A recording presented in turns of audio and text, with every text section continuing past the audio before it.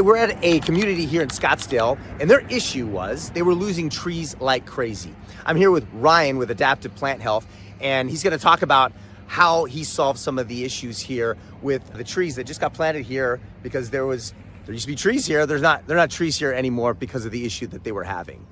All right, Ryan, tell me how you discovered this issue here and what your guys' company did to kind of solve it. Yeah, so we're a property in Scottsdale. Last year, they contracted us up.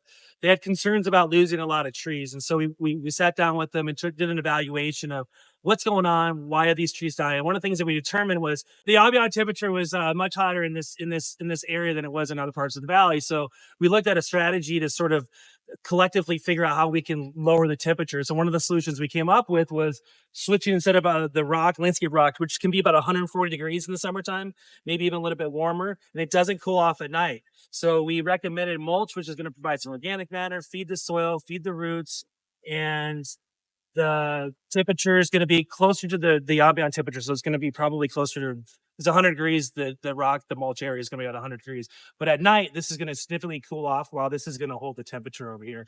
So this has improved the outcome of the trees that they are planting. And so the goal is to increase more and more mulch in this area, the footprint of mulch over time. Are there any other benefits to having this mulch down here besides just changing the Yeah, ambient so we're in the temperature? desert, so we live in a bacterial dominant soil. These trees are just southern live oaks. These trees really like a fungal dominant soil. So what we're doing by adding the mulch and feeding the bugs and the healthy bugs in the soil, the fungal activity, the healthy bugs will actually increase. And so this tree over the next couple of years will look much stronger and healthier than other trees in the neighborhood.